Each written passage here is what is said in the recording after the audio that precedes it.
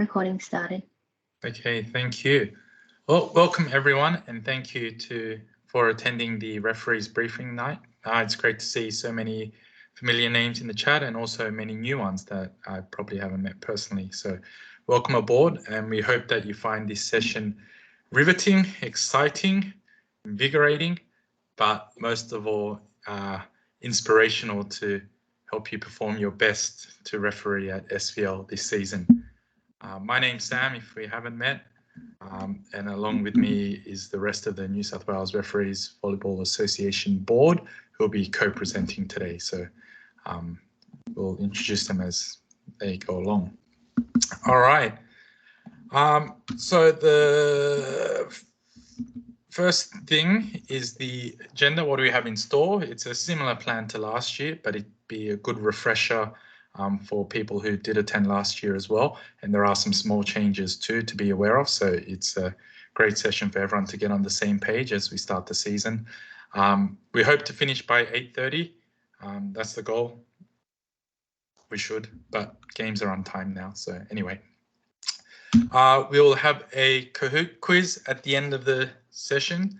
So we'll test who's been sleeping and who hasn't. But there are fantastic prizes on offer. We'll reveal those later on as well. So you can download the app or play through your browser, I think. It'll be good fun. Okay, so why do we have, first about New South Wales VRA. About us, we're an independent body that was formed in 1964. Basically, our mission is to service New South Wales volleyball with the best level of New South Wales volleyball refereeing possible. We work in close collaboration with Volleyball New South Wales and Volleyball Australia and the other member states. But yeah, that's basically who we are and why we exist. The board members are there on the slide as well, so I won't go through each one, but we all have multiple roles and put a lot of time and effort in voluntarily to make the association run and make our refereeing as good as possible. So why do we have this night? Well, SVL is the premier New South Wales competition, and so we need to deliver a commensurate, okay, let me start that again. It's a premier New South Wales competition, so we need to provide the best refereeing in New South Wales for this competition.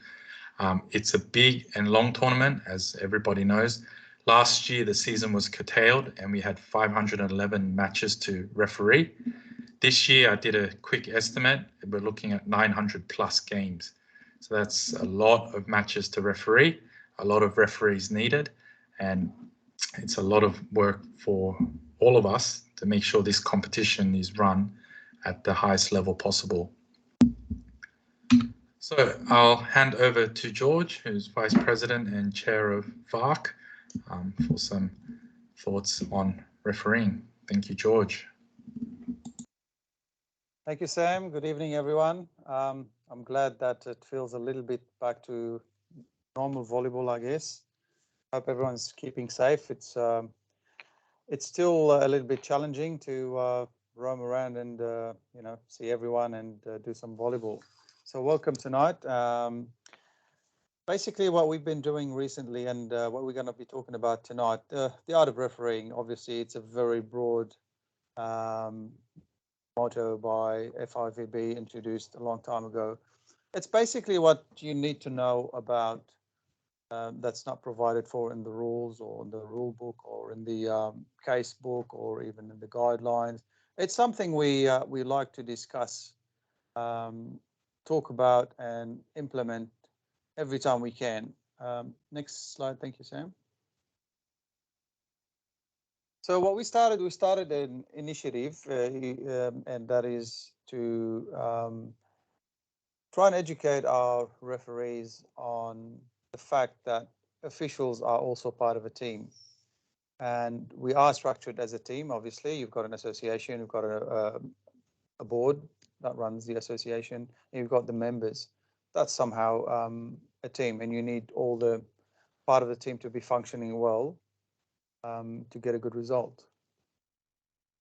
Every game also has an officiating team. You have team A, team B playing, you have officiating team running the game or helping or facilitating the game, I would like to say it. Operation teamwork, that's something we started talking about last year. And it's simply how we need to carry ourselves as referees and how do we need to approach the game and approach all other components of the game, all people involved. Pre-game, it's nice to, obviously it's not nice, it's actually preferable, it's actually recommended to make ourselves familiar with the rules and the regulations. And I'm sure Sam sends that out with every email for every SVL round. So pre-game, I need to be knowing the rules as a referee. It's also good to, when you walk on the court, to let yourself known by the coaches. Try to have a friendly approach to everyone around you. Obviously not too friendly, because most of us know that sometimes if you're too friendly to players, they might take advantage, or coaches. And I have nothing against anyone, right? I'm stating facts and just from experience. So you got to find a fine line between too friendly and just being friendly enough, pragmatic approach. Try to, because our job at the end of the day is just to be as neutral as possible and try to facilitate the game for the two teams. It's all about the players. It's all about the competition. We are just there to support and help. So if you look at that structure there, there's a relationship in every single direction. Relationship with the coaches, and then you have a relationship with coaches and teams, and then you have a relationship with the officiating team. You need to know your scorers, especially SVL, because more often than not they have played and they just roam around, and you have to go looking for them. So try always to find your scorers or your line judges and scorers and second referees in general your duty team as soon as possible, and just way before the game starts. It's good to introduce yourself as a referee. Just let them know what your expectations are. Ask if they have any questions. That can always help. It's always good to have a good rapport with the officiating team before the game starts. Next one. Thank you, Sam. Next one up. Thank you. During the game, I know it's hard, especially for the young referees who just started with us, and I can also relate to that. We all been there, done that. Usually, the most concern we have as referees is just to make the right calls, and that's very appreciated and that's very important. But we also need to try and engage everyone else just because we need their help. Engage your team. Eye contact is very important with your second referee. Preferably, look at lower levels every now and again is acceptable. At higher levels, average after each rally or during each rally, if need be, is also appreciated. Eye contact to see if there's any information they need to give you during the rally or after the rally. During the game, you need to protect your team. So players would be some players will be fiery, some games will be very close, and emotions are high, adrenaline is high. So, but you need to protect your officiating team. So always keep an eye on the behavior of the players and how they're approaching your duty team. If they're blaming your second referee or your line judge for, in their opinion, what they thought it was the wrong call. Protect the game, step up and make important decisions. Use your toolbox. Use your cards. It's okay. A yellow card to start with, it's not the end of the world. So a lot of people are scared of using cards. And I'm not encouraging you to use cards just for the sake of it. There are always other tricks to start with before getting to the card. But you need to protect the game. You need to protect that particular environment you're working in. And you need to do it as soon as possible. So try to step on those little infringement as soon as possible in the game. You can start by a double whistle if someone's really complaining on a call that you may or may not have called. Eventually, you can call the game captain over. You can just give a verbal warning to them or someone else on their team, and eventually you can use your cards. Just follow the protocol and what we advise, and don't leave yourself hanging there and without any help. Giving feedback during the game to your officiating team is also encouraged. Sometimes you can do it between the sets, and also we're not going to advise you to do it just for the sake of doing it. So it's not a requirement. We just advise you to do it if need be. For example, last Sunday in my game, my line judge number one was just standing 2 meters away from the line. So in a break, I called him up. I said, can you please step in and be a little bit closer to the line and put yourself in a position that you can see better? And you could tell that he was able to make more calls rather than not being able to see because the referee stand wasn't their way. That's just one example. And it's also when necessary. You can do that in between sets as well or within timeouts. Just keep everyone involved and keep everyone, I should say, interested as much as you can.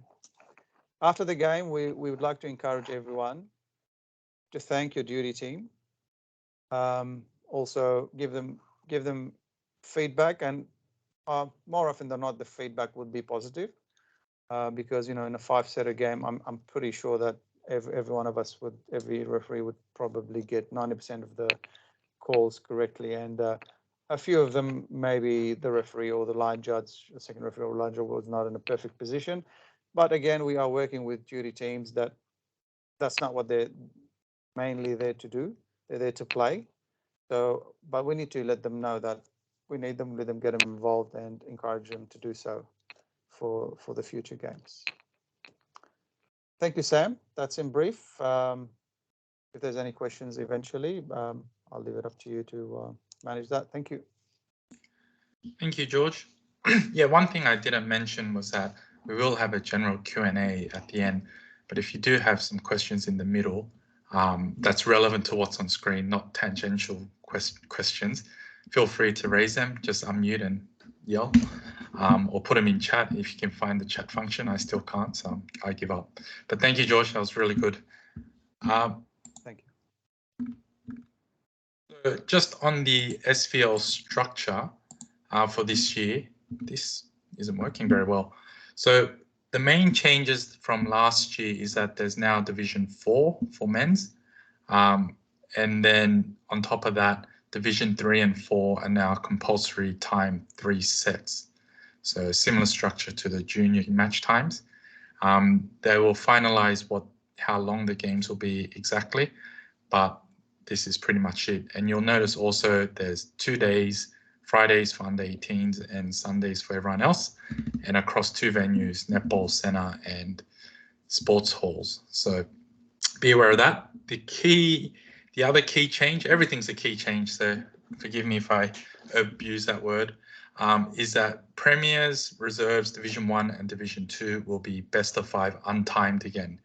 So during the past 2 seasons, during the pandemic, we focused on time games to make sure there was less overlap of people and people in and out and all of that.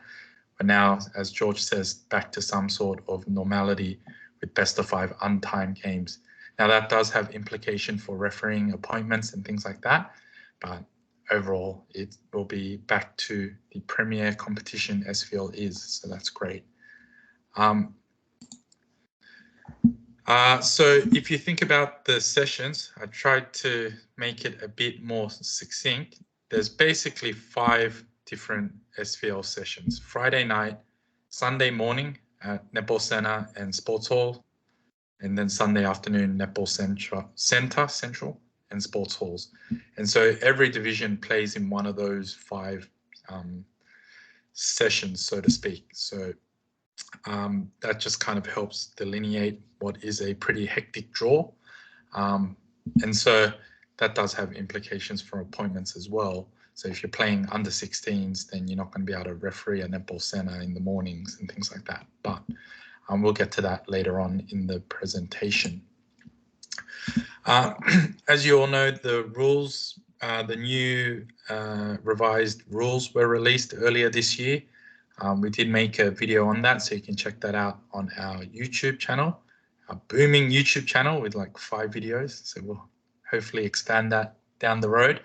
But that steps through all the key changes. Before the meeting started, there was one question on the penetration over the center line. So just to clarify that one, So the centerline penetration rule, or basically the foot, is still the same.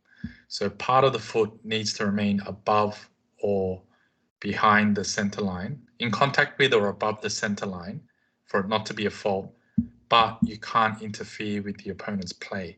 So the definition of interfering is basically if they're trying to play the ball or make a play and you're causing some sort of interference, whether you've contacted them or not, that's probably deemed interference. So lying on the floor in their court with your feet on your side of the court and making everyone jump over you is probably interference. But if you're both landing and touching each other, like colliding knees gently or something, it probably isn't. So it's a judgment call, but the key word is interference, not contact. But the foot position, it still remains the same, right? Hopefully that's clear as mud, because I certainly am more confused before I started saying that. Anyway, get a copy of the new rules, as George said as well. Read them again and again and again and again and again and again.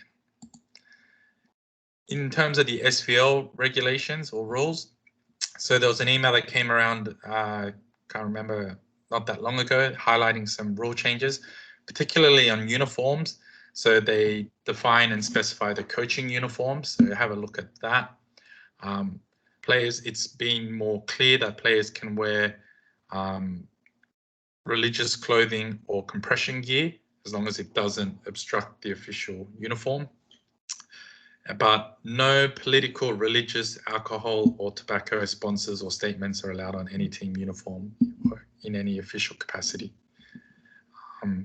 Common sense, I don't know why you'd want to put like VB is not too bad, but like, you know, Marlboro across your back of your shirt. But anyway, the other one that's come in is it says all uniform items must represent the club affiliate entered into the competition, including but not limited to the name of the affiliate, logos and colors.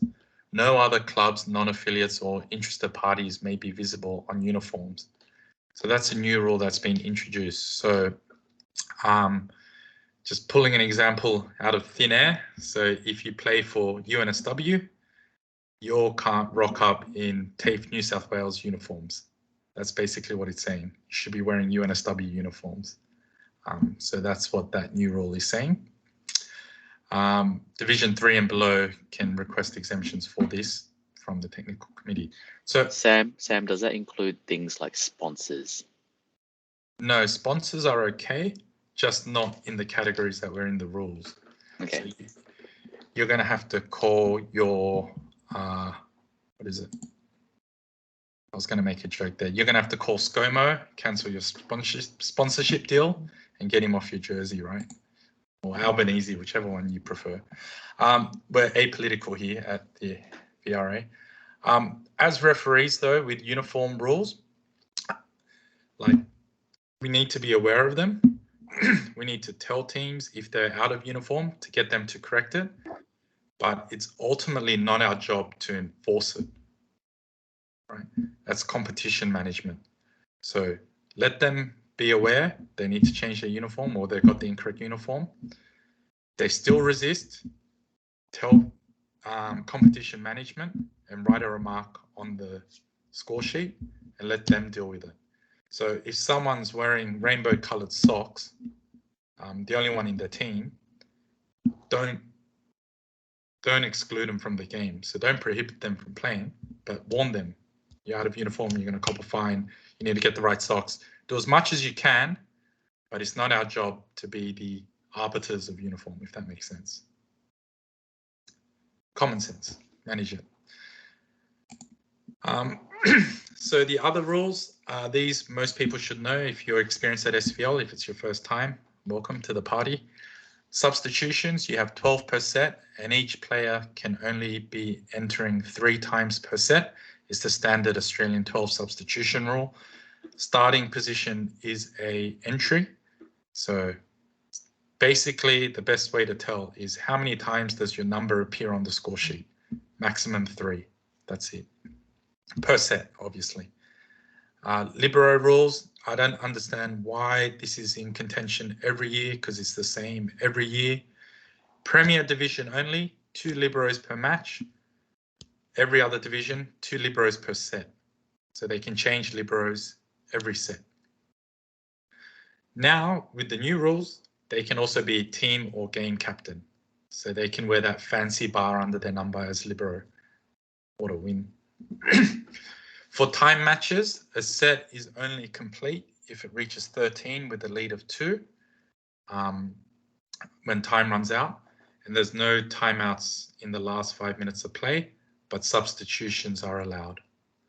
Again, that hasn't changed for a number of years. So as referees, we need to know this so you can authorize or reject a request appropriately. Match protocols, Rachel. Thanks, Sam. Next slide, please. Great. So just as this quote says, before anything else, preparation is the key to success. Likewise, before a volleyball match, good preparation is key to good volleyball officiating. So even before I get to a venue, I'll prepare myself by clarifying any rules I'm uncertain of, packing my bag the night before, making sure my referee uniform is ready to wear in the morning, and checking which game I'm refereeing, which court I'm on, and who my duty team is. So preparing little things like this means that there's less rushing the morning of the game, which then means I'm better prepared to officiate a good match. The next slide, please, then. So to help you officiate a good match, a checklist like the one that you see on the screen will be provided on each scoring table. The checklist has some handy tips such as the net heights for different divisions, the match protocol, and the warm-up protocols. There's some other tips like arriving early and being prepared, as I was saying earlier. A quote that was chanted throughout all of AJVC a few years ago was, if you're early, you're on time, and if you're on time, you're late. So as referees, we should always get there as early as we can to just prepare ourselves. So this year, we are lucky to have untimed games for all the senior divisions, as was mentioned about 17 times today. By senior, we mean the premiers, the reserves divisions, and then divs 1 and 2. For divisions 3 and 4 and the junior divisions, the games are timed. So make sure you keep an eye on your watch that you will no doubt be wearing. And you can also ask your scorer to help keep track of time. Next slide, please. So let's go through the protocol with a fine-tooth comb. We've tried to prepare this to make it as simple as possible so that you are guided each step of the way. The protocol is split into 3 sections: what to do prior to the match, during the match, and after the match. It's important to work with your duty team to help you get all these tasks ticked off. And your best friend to get these tasks ticked off will be your scorer, as is indicated on the sheet. So prior to the match, you run to the competition desk and you collect your score sheet and the match ball. Make sure that you check the details on the score sheet and that you do have the right score sheet. I've sometimes picked up the wrong score sheet and then had to go back to the comp desk to get the right one. So make sure you get the correct one. Make sure the team lists are filled. Volleyball New South Wales spoils us and they fill out the team lists for us, which is really nice of them. Make sure that the captain and the coach sign at the bottom.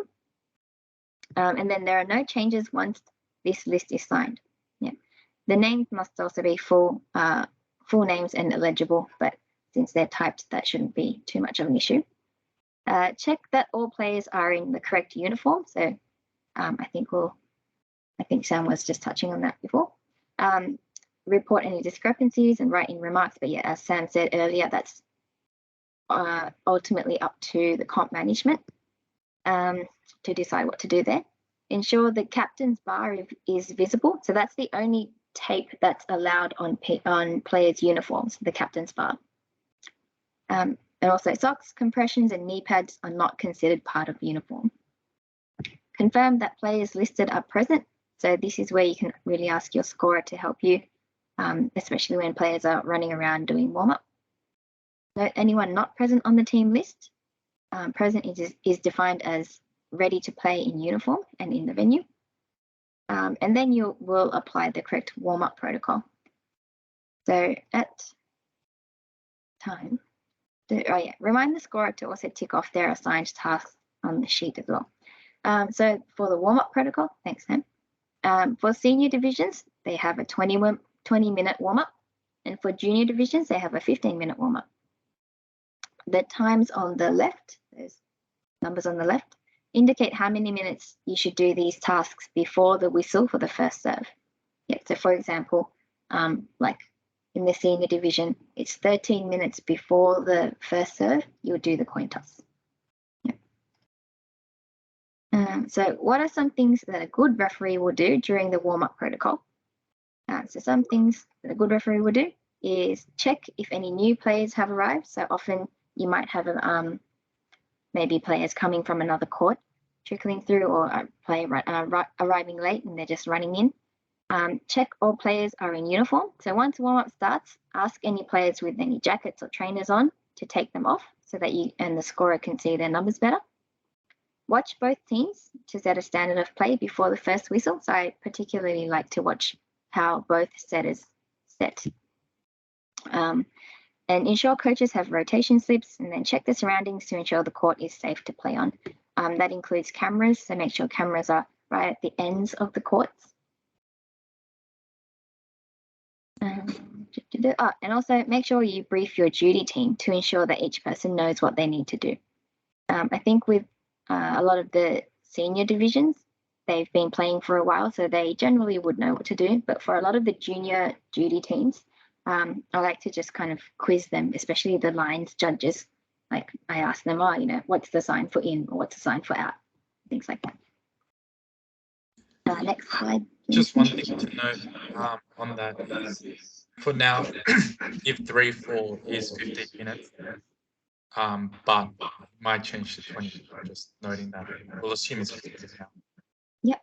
Okay. And as referees, we are flexible and adaptable, so that shouldn't be an issue. Cool. So during the match, so cross off any players that are still not present at the moment of the first service of the second set. Yeah. And then ensure there are no timeouts in the last 5 minutes, as mentioned earlier. And these are only for the juniors, the junior divisions, and then maybe Div 3 and 4. Because the senior games are untimed, I think this timeout rule doesn't apply, right? Sam or someone? Yeah.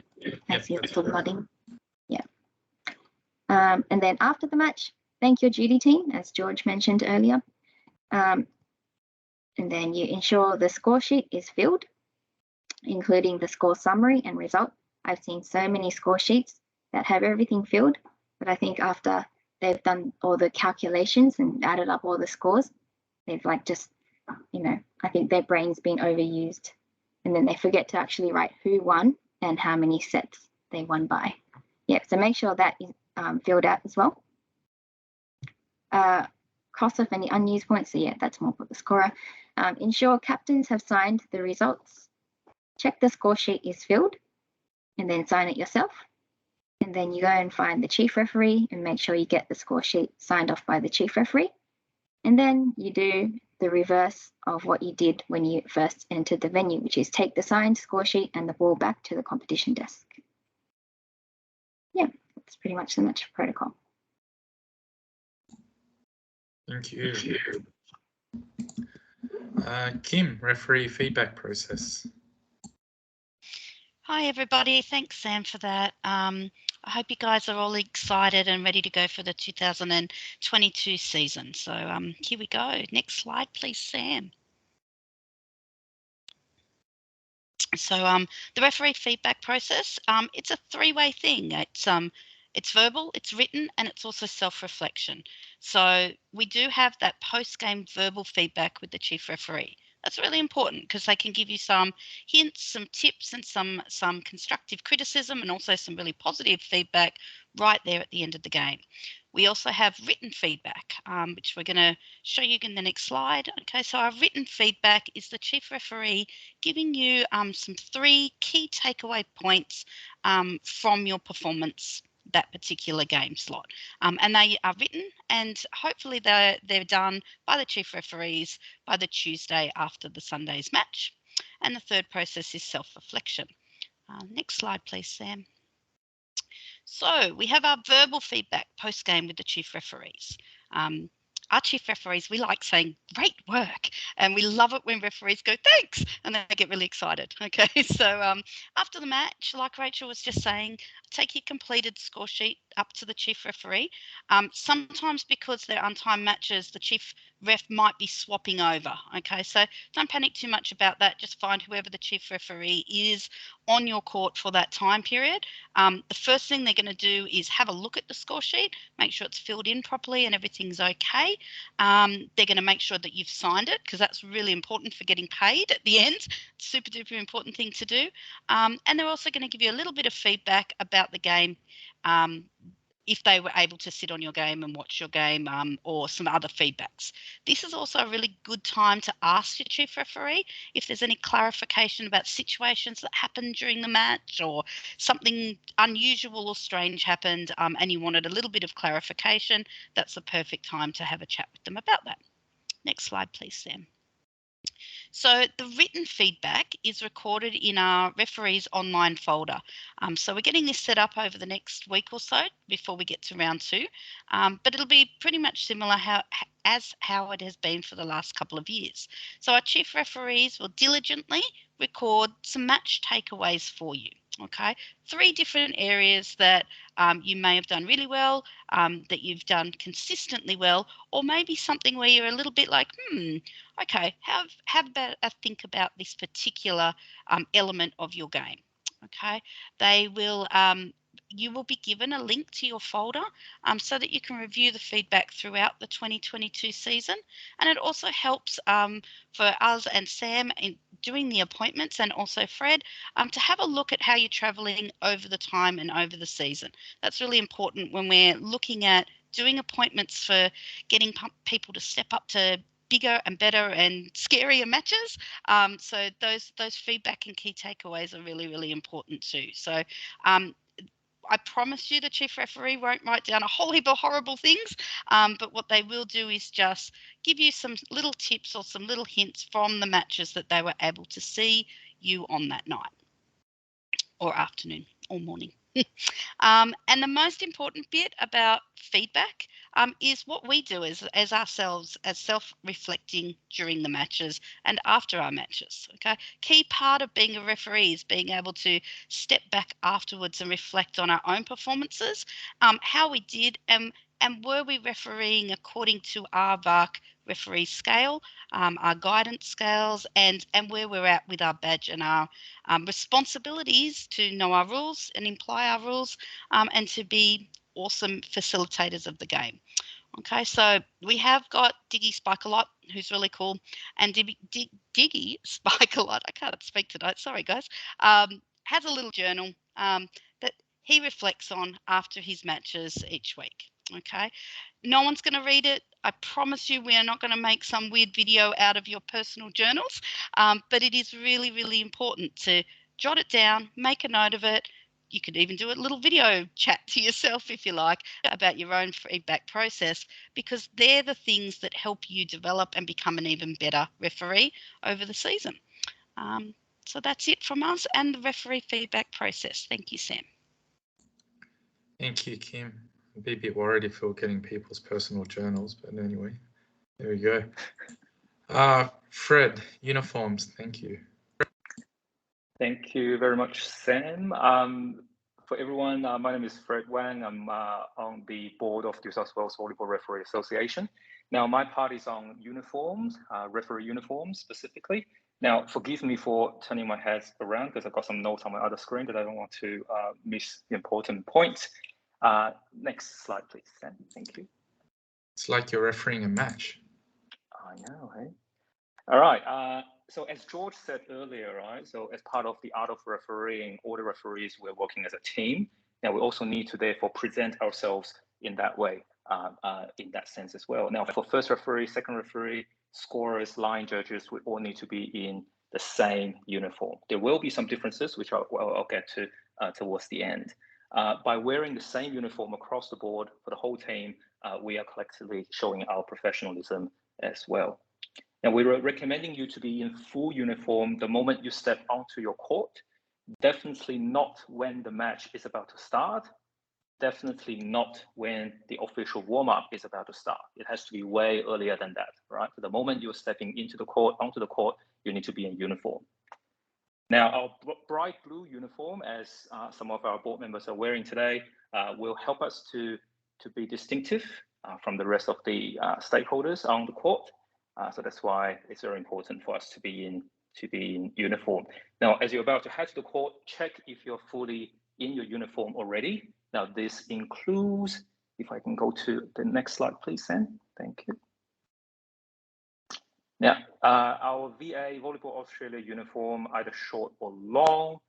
In winter time, though, in coming months, we are going to be in the winter time. Now, you can wear, obviously, the darker color jacket, but most of the time we'll be wearing the bright blue shirt, as you can see on the screen here. You need a black belt, navy pants, surely no jeans, no track pants or tight pants, has to be proper navy pants, predominantly white shoes, no thongs, slides or heels. Now, predominantly means mostly. They don't have to be 100% white, but they have to be mostly white. Okay. Now, referee badge, you need to wear the correct level badge that you are at. If you are not sure which level you are on, please send us an email.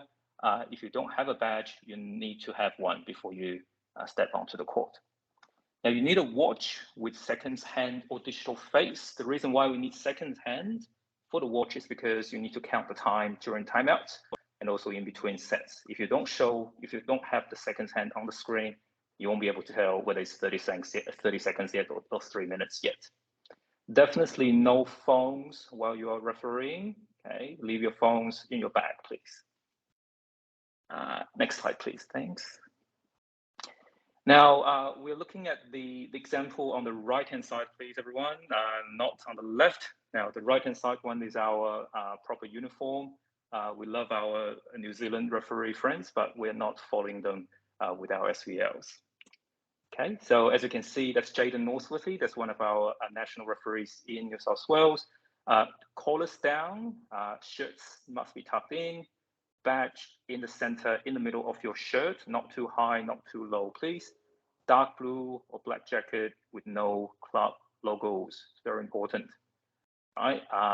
The reason why we cannot be seen as having any logos, for example, if you're refereeing a game between UTS and USyd, or University of Sydney, and then your pen has a UTS logo, then it doesn't matter whether you are impartial in your mind, you might be perceived as being biased towards one of the two teams while refereeing. So you don't want that situation. And nothing in your pockets that can be seen. Personally, I don't mind if you have a wallet in your pocket, as long as it's not, overly large wallet. If you're concerned about the security of your property, then there shouldn't be a big problem there. Okay, next slide, please, Sam. Thank you. Now, this is the full gear. You need a whistle. You need a proper whistle. You need sanction cards. The last thing you want to have is a situation where you need to use your cards and then realizing that you don't have them. Chances are you're going to use the cards probably for a handful of times throughout the season. You don't want to have empty hand while you need to use them. All right. Now, a coin, preferably 50 cents coin, or any coins that do not roll if you toss the coin, or 20 cents, or even the one shown on the screen probably will roll if you just happen to roll it that way. So preferably a 50 cents one. Now, pressure gauge, you need a gauge to measure the pressure of the ball. You also need a pump, just in case you need to pump more air into the ball. Rulebook can be hard copy or electronic. If you have an iPad or tablets, surely you're free to download them onto your device. But you must have a physical pen. You cannot use an Apple Pencil or whatnot. You have to have a physical pen. Reason being, you must sign the score sheet, right? If there's no pens on the table, you need to take your pen out of your bag. Okay, yes, next please. Thank you. These are the places that you can buy your gears, particularly the badge and the shirts. So you can refer to AVW, Australian Volleyball Warehouse, or you can go to beachvolleyball.com.au. Or if you're buying a whistle, sanction cards, you can look up on eBay as well. So there are those sources of those merchandise. All right, next slide, please. I believe that's it for me, Sam. Thank you very much. Thank you, Fred. All right, so probably by this point, you know, you're keen to wear uniform because that's your thing. You like the development prospect of getting good feedback and growing, and you're all on top of the protocols. So now it's like, yes, I want to referee, right? I'm sure that's the consensus feeling right now in the room. Okay, so appointments. So back to the sort of the 5 sessions that are broken down. Really, the draw will just be match by match. There is one change this year. We're introducing Fred to manage the junior SVL appointments. So Fred will be handling the Friday night appointments and the Sunday mornings for under 16s. So referees, chief referees, and all of that fun stuff. And he'll be doing so from a dedicated mailbox, JSVL, NSWVRS.org.au. I'll continue to manage the senior division appointments from the appointments mailbox. So you'll run in parallel, but you shouldn't see much difference between them. One thing to note is that if you put your hand up for Sunday morning at Netball Centre and you put your hand up on Sunday morning for Sports Hall, I will find you and hunt you down. No, I'm joking. But we can't have the same person appointed across both venues, obviously. So keep that in mind. Pick one, respond to one. The timeline of events, it is a weekly cycle, and it sometimes feels perpetual and Groundhog Week, but it is good fun. So every Monday, Fred and I will send out the EOIs for the upcoming week's SVL round. So for juniors, you'll have until close of business Tuesday to give your availabilities, and for seniors, close of business Wednesday. Juniors is a bit tighter because they have their first match on Friday, so we really need to get those in ASAP. The roster for the juniors matches, junior rounds, will come out on Thursday and the seniors on Friday, and that will confirm your appointments. So I will see the junior ones before I put you on Netball Centre in the morning on Sunday.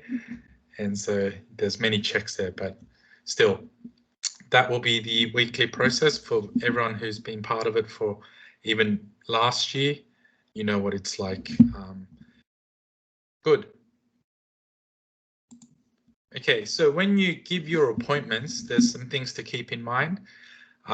Always try to give your playing or coaching or other commitments you have, particularly with untimed divisions, because if you're coaching on court 2, I can't put you on court 3 if that game goes over, or if you're playing on court 1A, I can't put you on court 5 on the next slot, and so forth. So we're going to have to manage that a bit more carefully with time games. I actually really liked it because I could put anyone everywhere. But now we're back to the old system. So there might have to be a gap of a game, or you have to remain on the same court. But for the time divisions, it is more flexible. When you give appointments, be flexible.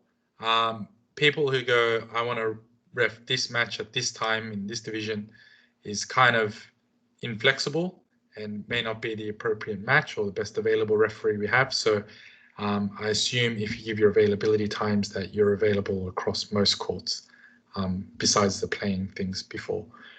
But also when you give your availabilities, be prepared to be appointed. So because it does take time to build the roster, coordinating so many people's availabilities, and it's like playing Tetris every week, you will come out the roster and your name will be on it. So if you give your availability and then the roster comes out and you go, oh, sorry, I'm not available anymore, it creates a lot of headaches. So when you give your availabilities, just prepare to be appointed. If you don't get an appointment, do something useful with that time. Practice second refereeing or lines or scoring or something. There's so much we can do to keep improving and developing. But anyway, rant over. For assessments, particularly competency assessments, so those will occur on senior division matches. You need to give an indication. You need to let me know from the appointments mailbox that you'd like to be assessed. If you're a level 2 candidate, you have to also send your log sheet with your minimum requirements done before you can be considered for assessment. And then what happens there, once you give your indication, you'll be put on a register. And then in the coming weeks, depending on the availabilities you give and whether we can match assessors at the same time, finding a suitable match and so forth, we'll coordinate those. We generally get quite a lot done through the year, so at SVL, so there is lots of opportunities. But yeah, good. Lehman Finances. Hello, everybody. Good evening. Yes, thank you, Sam. Thank you, everybody, for making the time here. I know it's a long night. I'll make it short and crisp. There's nothing too much on finances. Just for those who are new referees or coming back but haven't been paid in the past, we typically do SVL payments fortnightly. So, which comes with a administration fee of $2.50, which applies to all payments. So, for example, you're a level 2 ref, you ref a best of 5 game, $40, $2.50 is deducted off there, so you'll receive $37.50. There's been a lot of referees who's been requesting for their payment summaries. I can't have that capacity of sending through a payment summary to everyone, sorry. So if you do want a payment summary, just make sure that all the payments are correct. Send through an email to Treasurer. The link is down there for anyone who has any sorts of finance inquiries. Some payments hasn't gone through properly. You haven't received payments and you know you've refed a couple games. Just send through an email. I'll do my best to track back to how we record things and also the payments that we've sent through in the last couple of weeks. Just as something we've implemented since last year with RevSpot being one of our major platforms where we manage our membership. In order for payments to go through, you must be a registered member of our NSWVRA club. It's only a $20 fee which we charge on an annual basis, and yes, so if you want your payments to be received, just make sure you put that membership through. We all, myself and Rachel, we're looking after those. So if there's any sorts of issues, we can also direct you to whoever's in charge if you haven't put in through that membership already. Yeah, any issues, feel free to send Treasurer an email. Link is down there. Thank you, Layman. All right. Okay, so that's the end of the prepared presentations. I'm happy to open up for any general questions. To kick things off, I'll start. Hey, Sam, I heard socks aren't part of the uniforms. Yes, Sam, that's correct. So I think we mentioned socks as part of the uniform for teams, but it's not. Thank you, George, for pointing that out. Anyway, that's how you do it. Any questions? Anyone? Anything on the presentation or anything in general? I have a question. I have a question for Fred. Are white socks a part of the uniform for referees? I don't believe so, unless I'm wrong. Can someone correct me if I'm wrong? You mean referee socks? Yes. I don't believe so. Kim is nodding, so I'm not sure if she's agreeing with you or saying yes, they are. You need to have white socks, not black socks. So white socks. You need white socks part of the uniform. Occasionally, though, like for me, my pants are long enough to cover socks being shown anyway. Well, that's just me. Are you going to have stripy ones all the way up your legs? Right. Thank you. I think rather than being part of the uniform, just a fashion statement, right? Pink socks with white shoes. Anyway, anyone have any questions on any component? I'd like to ask one question regarding the center line fault. if you were to land on the center line and step on the foot of the blocker as you're spiking, they've landed, so they're no longer in the act of playing the ball. But in their action of turning around to come back off the net to come back to spike, would that be counted as in the act of playing the ball? Well, it depends, because if your foot is not in the opponent's court, so if you're landing, no, so suppose you are, so like they've landed clean on their side, you're on the line but also on their foot across on their court, they can't pull back because your foot's on their foot. Would that then be counting impeding with the player's ability to play the ball? That's exactly the scenario I was thinking about as well, because like up till now, if you land on somebody's foot and part of your foot's on the center line, it's always been bad luck, dude. You're legal, whereas now you're not. Is my reading on that rule? You're no longer legal, even though your foot is over the center line. Yes. If you stand on their foot, that's interfering with their play. Yes. I would say. That's why I thought as well, but I wanted clarification. Well, I think we're all trying to digest the new rules. My take on it is that generally, yes, but not all the time. So for instance, if the hitter has hit the ball and the ball's just about to land and they land on their foot as they're turning, the blocker doesn't know it's landed, or the receiver shanked it all the way to 4 courts over, I wouldn't be calling that as interference, right? Yeah. So, and then clearly if the passer's already passing the ball towards the setter and the blocker's transitioning, that's clearly interference, right? So there are two extremes where you would call it, where you wouldn't. And then it's always a debate, where's that line in the middle, right? So I think it will be a judgment call, and I think the key word is interference, right? Are they interfering with the play? Yep, sounds good. That's until we hear otherwise, I guess. Any questions? Wow, either everyone's asleep or it's very comprehensive. We can think what we want. All right. Well, you can always contact us if you have more questions, or see us at SVL, or speak to any senior ref, no problems. So what you're all really here for is the Kahoot game. So first prize will be a $50 voucher at beachvolleyball.com.au, our Sydney-based volleyball supply shop. 25, when I say our, not ours, we don't run the shop, but the only one in Sydney that does it. Second prize will be a $25 voucher, and third prize, we chucked it in, we'll buy you a coffee at SVL. So if you don't drink coffee, we'll buy you a tea. If you don't drink tea, we'll buy you orange juice, whatever you like. All right. Anyway, so how do I get this started? Okay, let's bring this over here. Let's play. Let's start. Then what we need to do is change the settings so you can show questions and answers.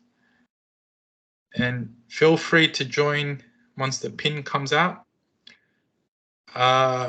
When you enter your name, remember, you'll need to own up to your name if you win.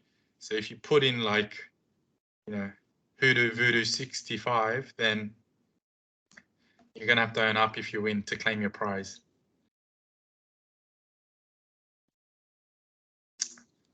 Not everyone, some board members will be excluded from claiming prizes for obvious reasons. While we're letting everyone log in, shout out to Scott for putting the quiz together. Thank you. How do I log in? You can go to kahoot.it at the top and enter the game pin. Or you can scan the QR code. Everything's just made so convenient now. And yet Clay still can't get it. Yeah. Actually pretty cool. I did a test run myself. I stopped after question 2. I'm using my phone, so I have to switch windows. So okay. No worries. Well, the questions and answers should be on whichever window you're on, so it shouldn't be a problem in answering questions.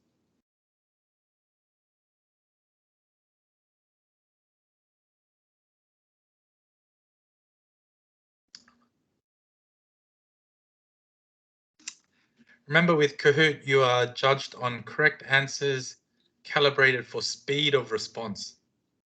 I think you get 0 if you get it wrong, but you get a slightly higher score if you get it faster and correct.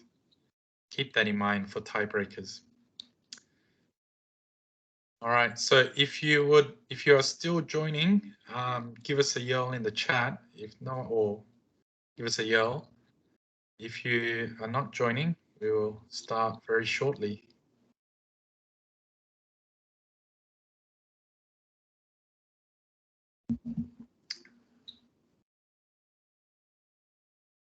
Okay. All right, I'm gonna click start. So I cannot join. give up. I can't get it. I can't get through. So I will just stop by me a coffee next time. It's all right, Claire. You can just watch and win in your heart. Sure. I can put my hands up. You can use your phone as well, you know. It doesn't have to be. I know. I'm on my phone. It's this and the Kahoot is too hard. Okay. I'll buy you a coffee, Claire. Don't worry. Thanks. Thank you, Scott. Okay, I assume no one else joining. 5, 4, 3, 1. Good luck.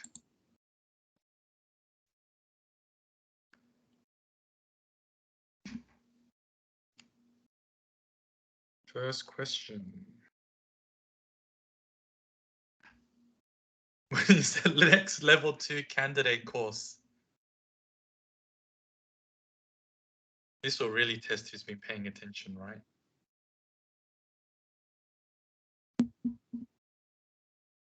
By the way, all the photos are unrelated to the question in the sense there are no clues in the photos. They're just stock photos, so very good.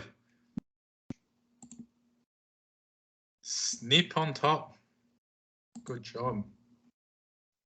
Must have registered for the course. How many substitutions does SVL allow per set? It is 12 indeed. I think the pressure of time is getting to people.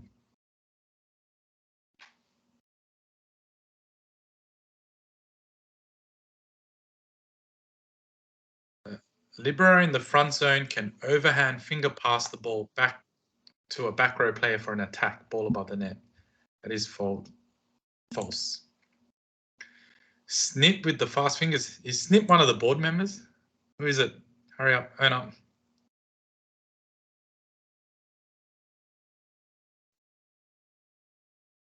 Player attempted a block and landed, then turned to get ready to spike with their shoulder touching the net. Is it a fault? False. It is not a fault because they're not in the action of playing the ball. Oh no. Here for the lols. Ah, thank you. Almost couldn't read that.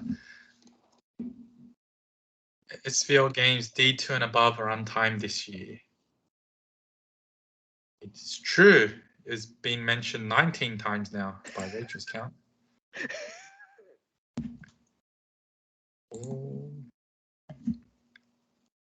Multi-select. So there could be multiple correct answers. The setter sets the ball and the ball spins. Should the referee call him for a double contact and why?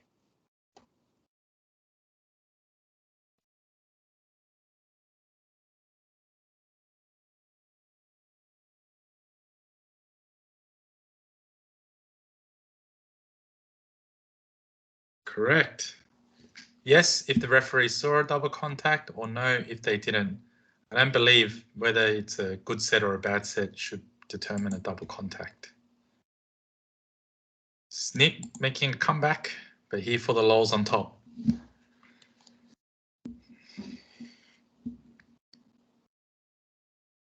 Backcourt player jumps and completed an attack hit whilst in the front court. What would make it a fault? Was this a multi-select? I missed it. No. A single one. Correct. If the player contacted the ball above the height of the net. Oh, just making a Mike as well, and Aaron's up there, or as. Can the libero be captain? World's fastest question. Oh, someone was asleep. Yes, they can.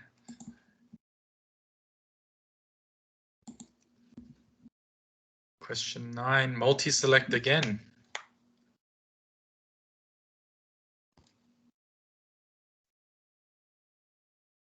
For duty, you change your shirt, keep knee pads around your ankles, put in AirPods, change to flip-flops. What is wrong?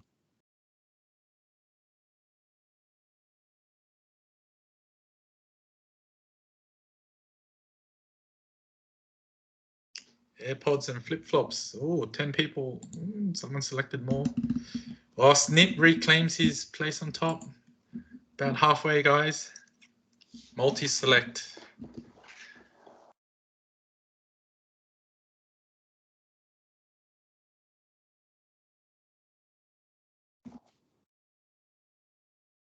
Yes, navy blue jacket was allowed if it's cold. Wealthy surges up.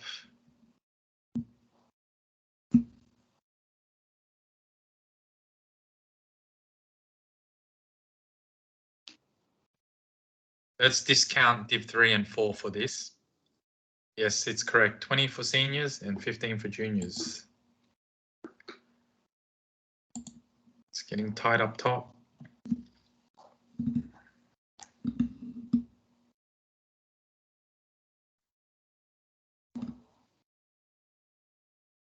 Referee arrives at the venue. What is the first action to do? Yep, 10. No one grabbed the coffee. Yep, it's pretty close. Jay is back with an answer streak of 3. Well done, Jay. Using the 12 sub rule and excluding libero replacements, how many entries can a player make during a set? Oh, that was fast. Did you hear that? 3 times. The name can appear on the score sheet 3 times. Igor, pushing for his coffee. At warm-up, the referee notices that 2 players on the same team wear number 1. The team fixes this by using tape. Is this okay? No, it is not. But although with some sympathy, I think in juniors you can, but the correct answer is no. True or false, the net height is the same for open men's as it is for junior boys under 18. Oh, it is true. The under 18s play at the men's height 243. Oh, new leader, Mike. Whoa, that's a really tight race. 14 correct answers. Board member, that's just cheating. Possibly. Might have to dock his pay. Only $5 voucher, Mike. No, I'm joking. The start of a senior match, the team only had 5 players. A 6th arrived 1 minute later. What is the correct action?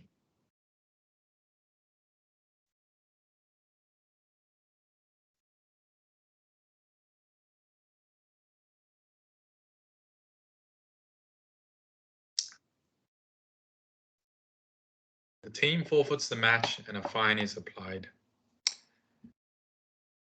Yes, so at SVL for seniors, if the game referee blows whistle for first serve and there isn't 6 players ready to play, it's an automatic forfeit and a fine is applied. I have been the recipient of that once many moons ago. It is not pleasant. No one picked the tennis center car park there. Igor. Oh, that's a really tight race. A team had only 2 members present for duty and the score sheet was very poorly filled out. What sanctions can apply?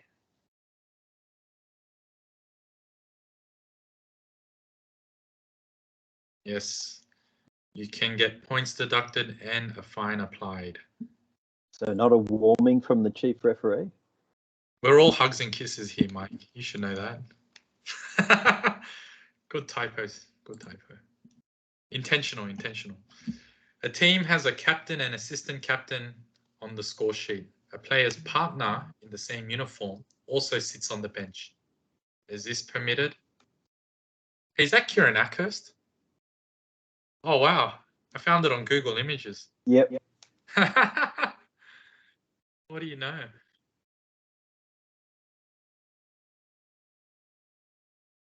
That was probably around the time I got fined for forfeit. Yes, they cannot. Only the people listed on the score sheet may sit on the bench. It might come down to the final question between Eagle, Snip, and maybe Wealthy. What is the refereeing motto in the 2021-2024 Rules of the Game book?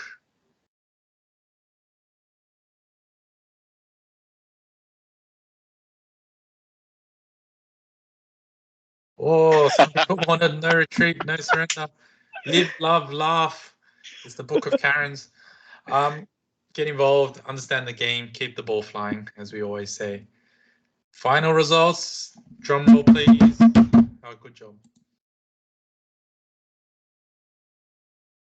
Third place with a coffee is Wealthy. Number 2, Snip, the $25 voucher, and the winner is Igor. Congratulations, you are the recipient of a $50 voucher. And Mike Wealthy. and Aaron, I think out of the kindness of their hearts, just threw the last few to let the others win. But that's my story anyway. I definitely should have played. Yes, Claire, you would have won. Yes, and everyone would have come down on definitely. Well, congratulations, Igor, Snip. Definitely taking down people. We'll be in touch to... Who is Snip, by the way? I don't think I know who Snip is. Can you please reveal yourself?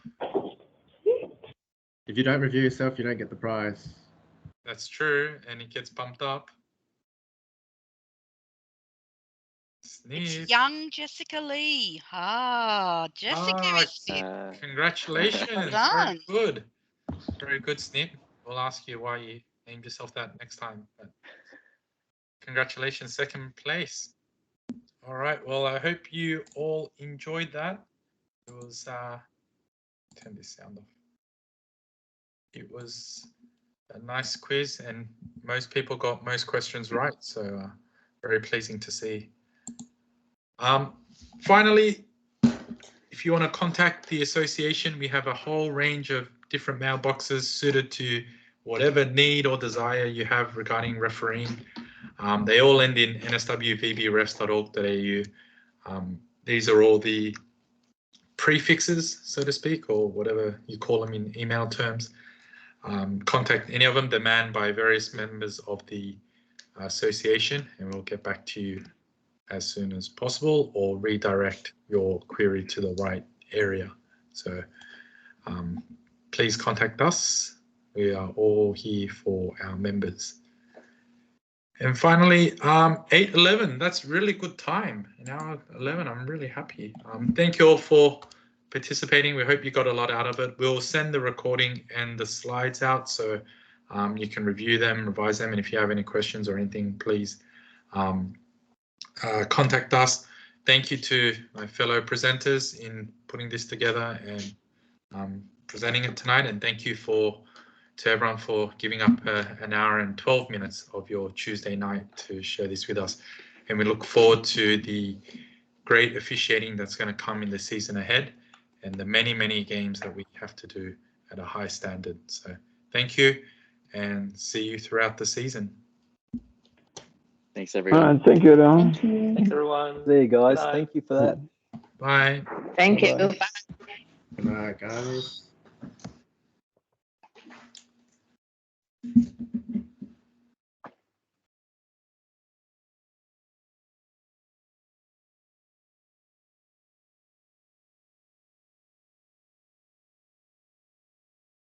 waiting for the recording to stop so I can breathe, but it seems like the recording's still going, Rachel.